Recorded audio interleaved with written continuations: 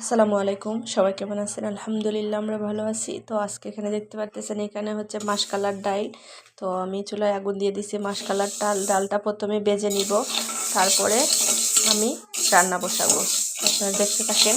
মাসকালার ডালটাকে আমি একটু হালকা বেজে নিয়ে ধুয়ে ভালো করে রেখে দিব। তো আপনারা দেখতে থাকেন।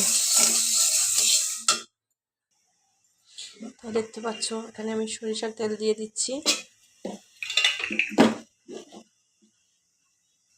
এখানে আমি পেঁয়াজ কুচি করে নিছি, টমেটো কাঁচামরিচ রেডি করছি, আর এখানে বাকি সব মশলাগুলো রেডি করে নিছি। আর এখানে মাসকালার ডালটা ধুয়ে নিছি, বেজে ধুয়ে নিছি। আর এখানে তো বাটা মশলাগুলো আছে। তো দেখতে পাচ্ছ আমার প্রিয় আপু ভাই বোনেরা, পেঁয়াজটা টমেটোটা দিয়ে বেজে নিচ্ছি।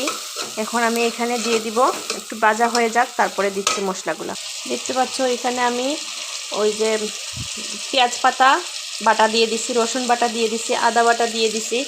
এখন আমি এখানে পেঁয়াজ দিয়ে দিচ্ছি। তো আপনারা দেখতে পাচ্ছেন, এগুলোকে আমি ভেজে নিচ্ছি। তো দেখতে পাচ্ছি এখানে পেঁয়াজ মশলাটা ভেজে নিচ্ছি।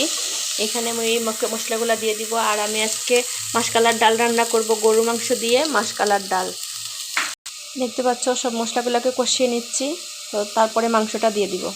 মাংসটা দিয়ে দিছি। তো মাংসটাকে কষিয়ে নিয়ে তারপরে একদম সিদ্ধ হওয়ার পরে আমি মাসকালার ডালটা দিব।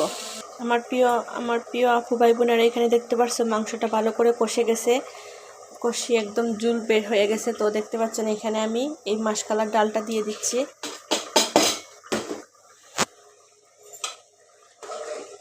বেশি করে মাসকালার ডাল দিই নাই, একটু অল্পই দিছি, যাতে হালকা একটা আসে। তো দেখতে থাকেন, মাসকালার ডালটা ভালো করে সিদ্ধ হোক, তারপরে আমি এখানে কাঁচামরিচ রাখা আছে, আমি কাঁচামরিচটা দিয়ে দিব। আপনারা দেখতে থাকেন। তো দেখতে পাচ্ছ আমার প্রিয় আপু ভাই বোনেরা, এখানে এটা কষানো হয়ে গেছে। এটা যে দারুণ একটা গন্ধ বের হচ্ছে, মনে হচ্ছে আমি ঘি দিছি, কিন্তু এখানে আমি কোনো ঘি দিই নাই, ঘির স্মেল আসতেছে।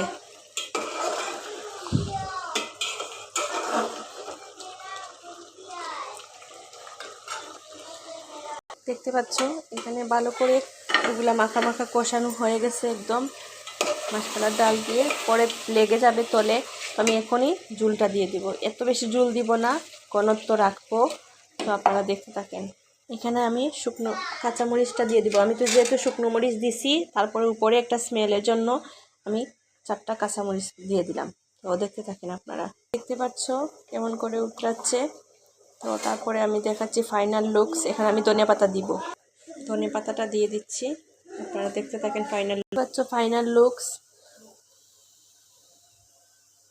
তো সবাই ভালো থাকবেন, সুস্থ থাকবেন। আসসালামু আলাইকুম।